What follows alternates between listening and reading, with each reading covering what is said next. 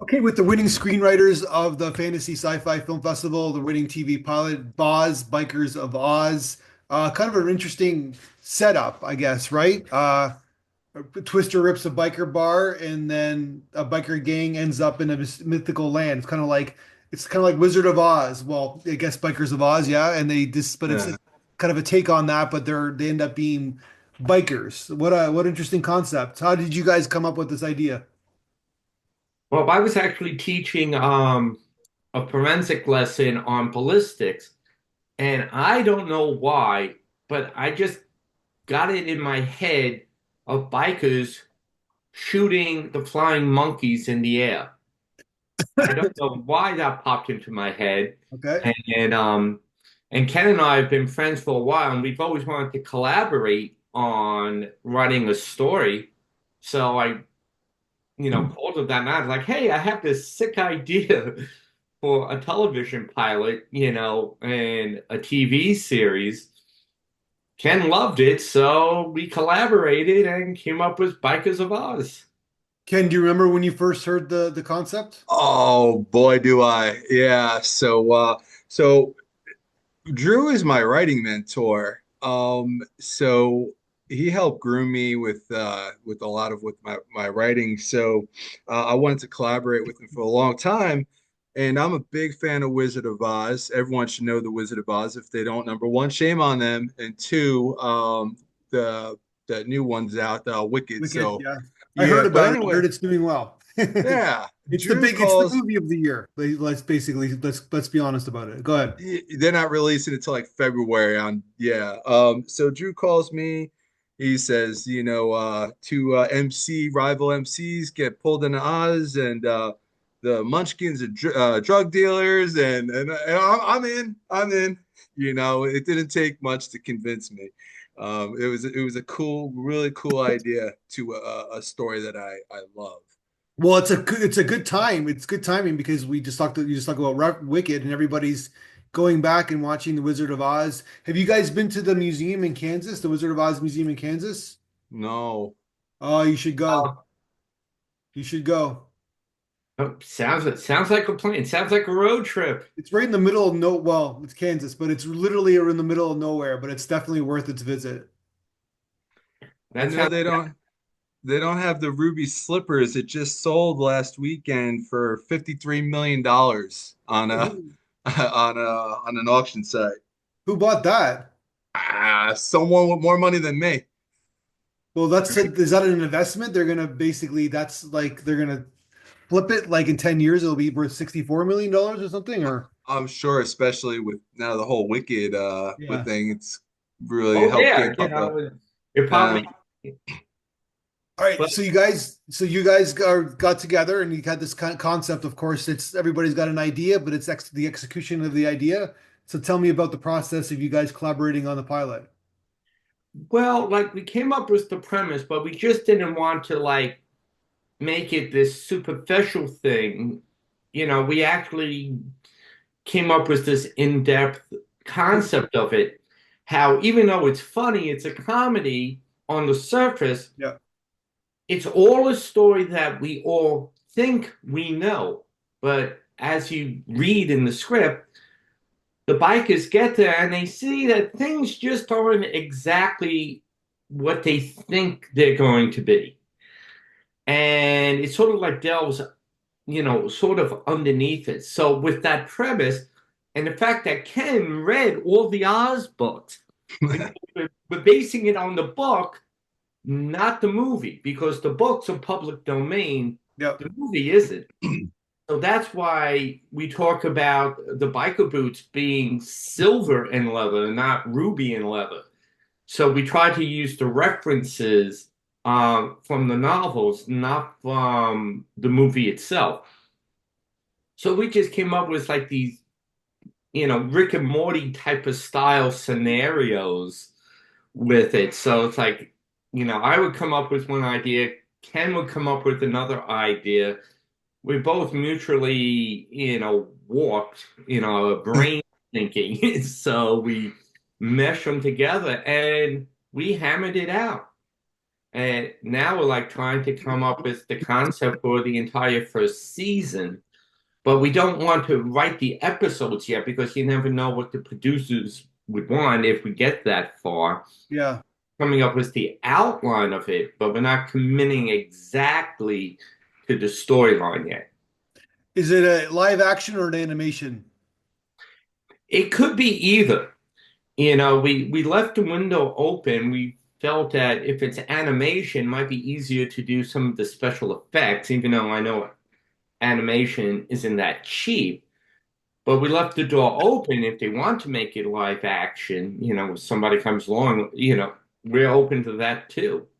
Well, it's a different tone if it's an animation than yeah, than basically live action. There's a different kind of vibe to it, I guess.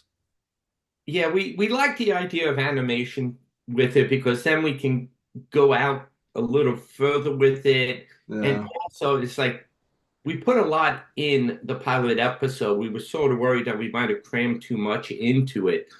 But with animation, like with Rick and Morty, I mean, it's so fast paced. You can go, yeah. But you can go in different, you can go far from reality. Like it obviously like the movie Wizard of Oz, like she's grounded, she's it's her point of view, the film, but she's grounded in that reality that she's in, right? Yeah. Right? So then therefore it's like we are following her reality. But if it's animation, you can kind of like move beyond that reality, beyond reality. You can kind of like play with a few things. Yeah, you can go anywhere you want Yeah. with an animation, yeah. Yeah. And there's a lot of we're building a lot of sub stories that subplots and a lot of characters that have ties into Oz and some of the characters that are in the books that they don't know it yet. Like Drew was mentioning earlier, everyone that lands there, it seems familiar to them because everyone thinks they know the story of Oz, but it gets twisted. And again, with if you animation style, you can literally go anywhere with it without any worrying about can you pull it off. Gotcha. But you're Yeah. not gonna go like you're not following the plot points of the movie, I guess, right? No, Yeah. no. And another good thing with animation, you can get like anybody to do voiceover work for it. You know, if you get it, you know, the actual actor, then you might be limited with stuff. But with animation, you can get anybody to voice these characters and, you know, give some free range to do whatever they want with it. Gotcha. So the process for you guys kind of like kind of plot. Did you guys meet at home or did you guys meet at Zoom? Like, what was your process? Oh, we're in different states. I'm originally from New York, is how I know Drew, but I live in North Carolina now. So Okay. he would write a few sentence or a paragraph, email it to me, and that night I send something back, and we did that for it didn't take what a couple weeks to once we really understood the story that we were trying to tell. Um, to come down, I think what 18 pages, 21, I don't remember. Yeah, it's just over 20 pages. And once again, you know, our pacing we were a little worried about. We didn't want to cram too much into that pilot episode, but we did want to keep it at a fast pace with it. And we would email each other back and forth. Um, I mean, we met like 20 years ago. We both went to the same stunt camp together and we were doing stunt work together. We were bunked in the same they put us in the same room too. Uh what was that? 2004, I think it was. 2005, yeah. Yeah. You guys are like kickboxers, right? Well, Ken's the Okay. kickboxer. I, I don't want to like, you know, he can tell you how successful he is. He gets embarrassed when other people mention how successful. I do martial arts. I've been doing martial arts for like 30 years, but I'm not at Ken's level. But you got the trophies in the background. Ken kind of keeps his trophies hidden, I guess. Yes, Yeah. I'm overcompensating more than he is. Yeah. Oh, I understand. I totally get that. But, just kidding. But so you so you like So you guys were like doing stunts in the industry? Like, is that how you guys met? Yeah, we went to this action stunt camp up in New York. It was run by Michael D. Pasquale Jr., who did several like martial art action films, and there were like Ken, who were like some of the others that were there. Bob Wall was there from Bruce Lee's friend from he was in Enter the Dragon. Bob Wall was really cool. He was showing us how to react with the guns, when you get shot or you're doing the shooting. Yeah. Geez, I can't even remember who was there. I've been hitting the head a lot, so Yeah, so there's something like, so if you just Google your name, people listening, just Google your name, Ken, and there's like it just pops up everywhere, right? Like you're got fights on YouTube, it's young Ken yeah, with the belts, right? yeah. So I've been retired for about 10 years now. I'm almost 50 and my body hurts. yeah, So I can't do it the way I did, but yeah, no, it's out there. I just, it's embarrassing for me to look at it. I used to be to handle my emotions in the ring, I get a little rambunctious and showboaty, and I see gotcha. it now, and it kind of bothers me because I'm a more quiet, humble person at this point in my life. No, well, I have to ask because it's so popular. Did you ever consider going in MMA? Yeah, yeah. So I started before I retired. I had a contract, an MMA contract out in Hollywood. I was living in Los Angeles, Okay, and that came just to an abrupt halt, and I moved to North Carolina, and just kept getting injured. And before I knew it, I was in my 40s. gotcha. So, So is that why yeah. you didn't do a fight because you were injured with MMA? No, no. My dad, my parents moved out to North Carolina, and my dad got sick. Okay. So yeah. So I came here to help, and I just, Not things only are change. you like a kick ass, you like can kick everybody's butt, you're also a good son as well.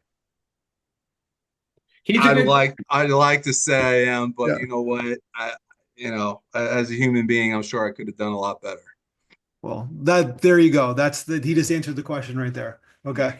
He's humble as well, right? So, but that's pretty cool. Okay, so I'm always interested in this because my son's only 6 and he loves karate. He Oh, wants to go cool. as much as he possibly can. He like won a karate tournament when he was young. He's only been doing it for a year. He's got an orange belt now, and like he's obsessed doing the kata and like and it could go away, but it's like that's his thing right now. Yeah, And that I is never did it amazing. myself. Pardon? That is amazing. I love to hear every time I hear that, someone's taking martial arts or their kid is taking martial arts. I believe everyone should do it or at least try it to see where it takes them. Yeah, I wish I did it because like I'm just channeling him. I really like going to the lesson and like sitting and watching them. And yeah, I really like the vibe. It's got a good energy. So yeah. And So we'll see. the kids in our dojo too, they usually their grades a lot of times will improve because it's not just like learning self-defense. It teaches them to focus and it helps with their learning capabilities. And a lot of parents say that their grades actually go up because they become better students. They become more disciplined with themselves. Oh, that well, my yeah, he's a smart kid. So yeah, that makes a lot of sense. So he's good at math already. So so you guys obviously have these. It's almost like a second career for you guys. Is it fair to say the writing? Yes, I've been writing for a while. I have some published novels out. Okay. I'm lucky that I actually got it published. I'm not self-published. But it's something I always wanted to do, and at this point in my life, it's my retirement plan. Okay. The Dragon Tales trilogy, right? Yes. Okay. So people can buy that on Amazon. If there's any of them left, the publisher folded about 2 years ago. I mean, it was in print for almost 20 years. Okay. But Arca Books, finally folded like a lot of the small independent publishers. But they are on there. You can, at eBay, you can find them on eBay. Gotcha. And then so you've written novels. So why'd you like dabble into screenwriting? Why screenwriting? I actually started off with screenwriting, and then people suggested I write novels, and I actually got into writing way back before I went for my master's degree.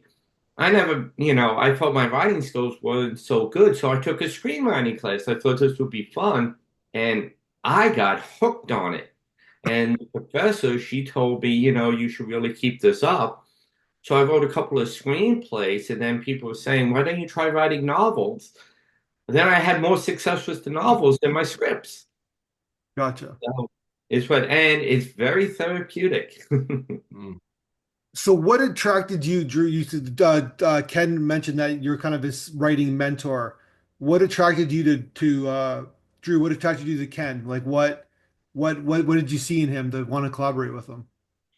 Well, it's funny, like we've been friends for a while, but the funny thing is about, one night at the stunt camp, it was at this private school in a rural area, and Ken and I were like kind of thirsty one evening, so we went out for a beer run, and we couldn't find a store. We got lost, and here we are. There's two other black belts in the car with us, and we're lost. We see this old man walking on the side of the road, but like we were too nervous to call him and ask him, so we wound up going back. We've always kidded each other about that, and we've just been friends ever since. And You then know, you guys just like how do you guys communicated like in email and text kind of thing?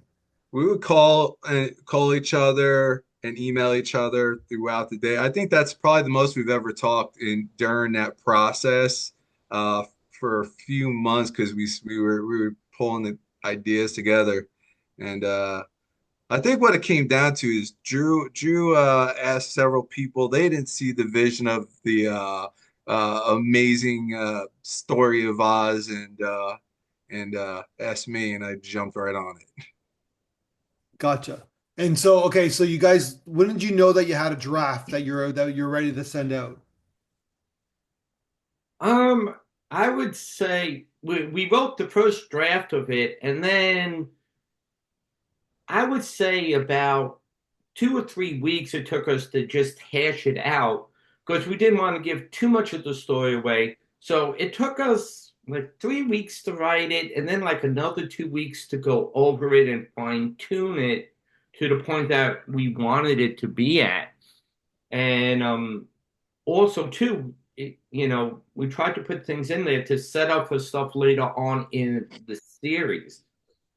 And I would say then, Ken, what would you say? About a little over a month all total? Yeah, it wasn't very long. He came up with the idea, and we just started jotting stuff down and emailing it back to forth to each other, calling each other. And once the outline, I think it was once we realized the outline, that it just started rolling, and then we kept reminding each other of the different players in Oz, which was helpful for pulling together where we want the story to go. And what we would do is like I would write like a half a page, send it to Ken, and then and we had free range.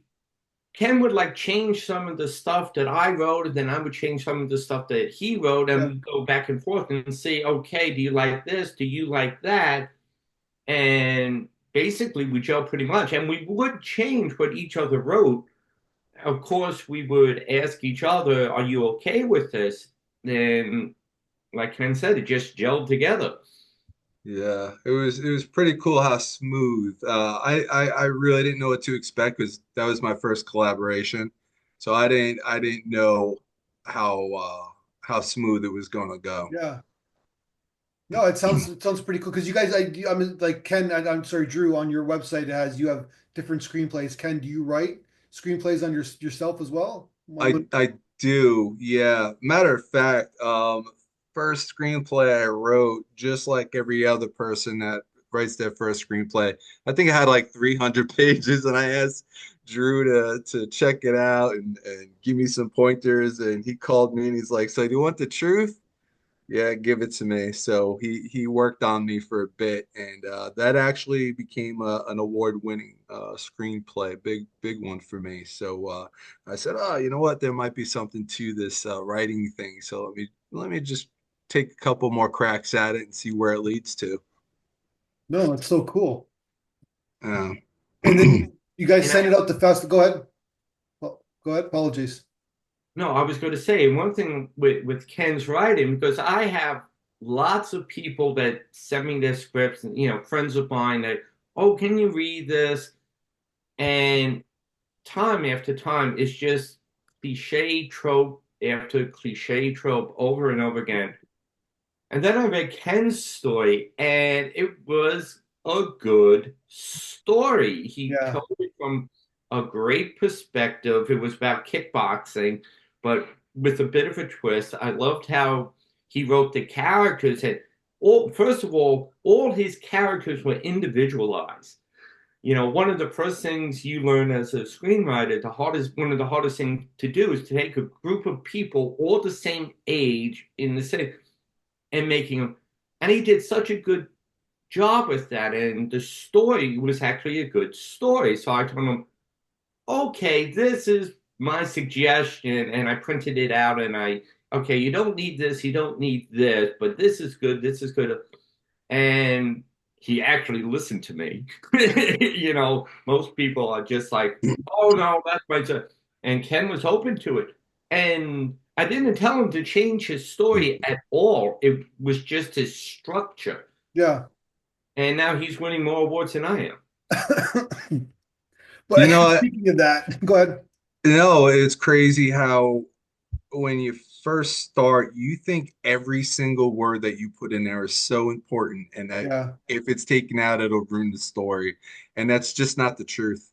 You know, you can always take stuff out and replace it with something else, and it's something maybe more simple, uh, and it helps tell the story even better. Yeah. Well, that's collaboration, right? That's the way Drew describes you is that you said you actually listen to him, but it's like you take direction, you take criticism. Well, a lot of people are not good at taking criticism. They're in their heads, they're not really listening, et cetera, et cetera. So they're not taking what the person's trying to say, right? So it seems like Yeah, you're good at like kind of like, okay, I see what he's saying, and then but then you also know your story yourself better than anybody. And then that getting the notes and or getting the feedback, you can kind of say, okay, I can use this, I can use that, and then or I don't want to use that. But it's like that's part of the process. yeah, you got to be open-minded. That's Yeah, all there is to it. Yeah. 100%. So speaking, I was going to say, speaking of that, this film, this script is doing well on the festival circuit. Seems to be getting some awards. Yes, it is. We, and actually a little surprised, of course, you want to be like, well, of course it's winning. Yeah, It's you think this is the world's best script, and then like nobody likes it. But no, we're very lucky people. And one thing we liked about when you guys set your review, you got it right. Yeah. It's just like other people they criticize. One would criticize, the female characters. The others criticize the male characters. Others and like they contradict each other. But every little nuance that we put in there, you got it. I mean, you picked up on all the little subtle things that we put in there. That's under the obvious surface of it. yeah. Well, I appreciate that. I like it's good to hear because I work hard to bring in good graders and good people, right? So like and who love who are not jaded yet, who love storytelling, love and understand obviously from a structural standpoint and know storytelling as well. So that's good to hear. So what's next for you guys? Do you guys want to pitch it to your agent or do you pitch it to a studio? Like obviously it's getting some traction. It's like people seem to like it. Well, the thing is, getting it to the right people is like, all these years that I've been writing stuff, there's always been people liking the stuff, but then it's a matter of getting it into the right hands to Yep. making. So that's what we're hoping for. There's another project that I've been working on that might be getting produced. They have a director and all. I'm hoping if that gets made, the publicity from that can shine a light on Boz. Yeah, Um, that's how it but works, right? Mm-hmm. yeah, it's all what it's not what you know, it's who you know. Yeah. And Yeah. if we can build up a bit of a following with our other scripts and all, hopefully somebody might, take the chance with the script. So that's why, we're plotting out the first season of it. But Mhm. we've been advised, I've been advised by people like don't necessarily write every single episode out because you Yeah. don't know what they want. But you definitely have, you write up the pitch deck, you plot out the first season, but you don't commit yourself to that. So if somebody's coming in, well, we don't want that. Yeah. And if you've already written the episodes, it sort of locks you in, mentally too. It's like, well, so we're giving like the idea of it, what we want to do with character, and we're very specific what we want to do with it and how to. And since everybody knows the story already, when to introduce these characters that they're familiar with. Yeah. Yeah. It's an interesting time though, the TV industry, whereas like before you would shoot 4 episodes, you get greenlit, you'd shoot 4 episodes, and then you kind of would get some feed like the audience would respond, right? Like liking characters, not liking characters. Now it's like everything's on streaming, so that you have to have that first 10 episodes greenlit, right? The season's greenlit. So you have to have it all mapped out, and then they kind of a lot of they just put it out there at the same time, right? So it's an interesting kind of world that we live in where we're like it's good to map out, of course, but at the same time, you got to know where you're going with the whole season because they And want one it shot. If they want it shot, they want the whole season shot. and one good thing too with our premise also, a friend of mine in the industry, Kurt Yeager, he's an amputee actor, and he was just saying they're leery about investing money in anything new. That's why Yeah, he keeps rehashing stuff. So that's another, good thing with Boz because, okay, it's not really something new. It's something that everybody already knows and is familiar with yeah, and likes. So it's more of an incentive to back, this storyline that people are familiar with that has worked in the past, as opposed to doing something brand spanking new that nobody's ever heard of before. yeah. It's like Sons of Anarchy meets Wizard of Oz with Rick and Morty tone, I guess. Yes. Yeah. Yes. Yeah, Yeah, that's beautiful. Yeah. I think that's one of my favorite parts of this idea, this story was two rival MCs. They're about to blow each other's heads off before they get tossed into Oz. And now they have to collaborate in order to get back home.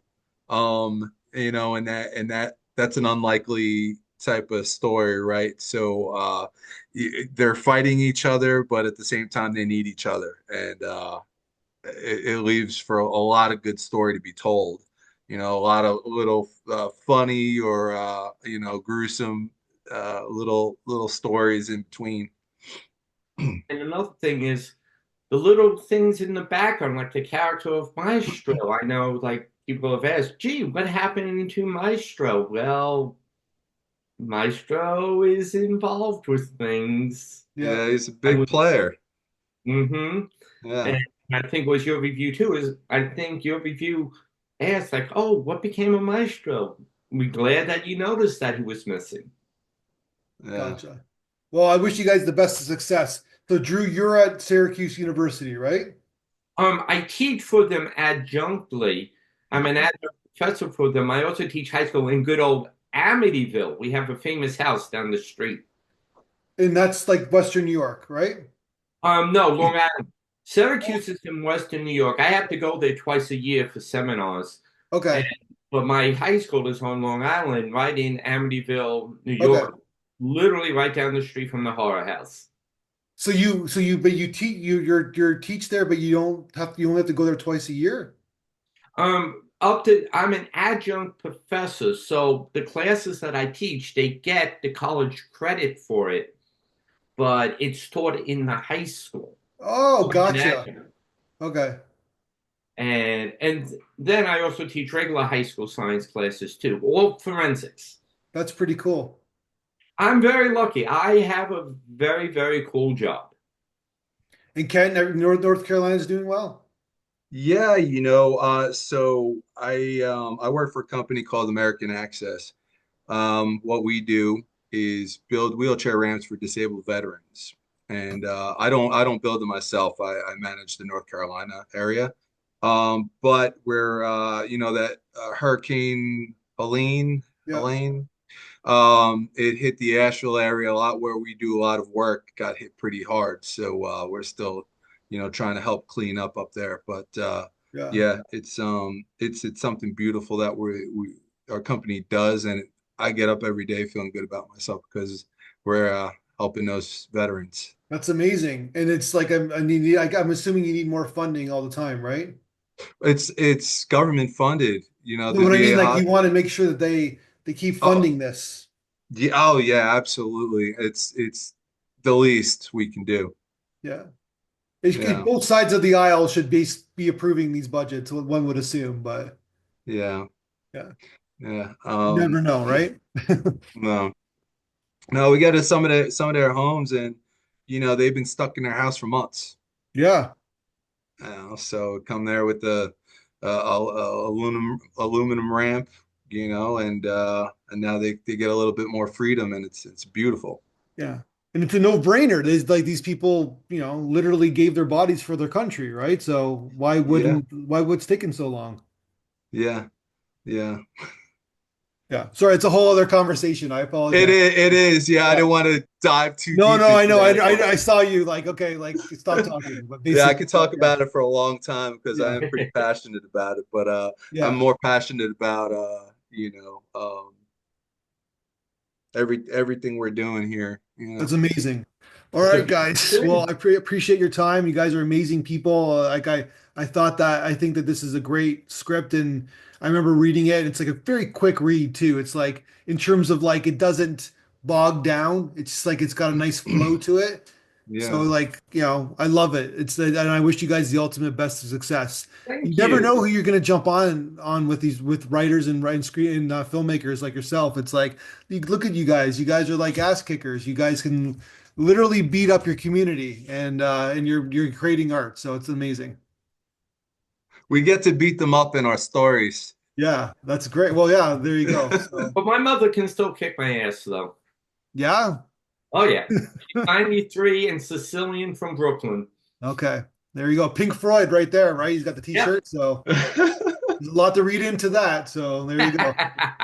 All right. Well, take a. Well, let's talk again when hopefully this gets made into a pilot or with another script of yours individually or together. Well, Both. All right. yeah. Both. All right. Cool. All right, guys. Talk soon.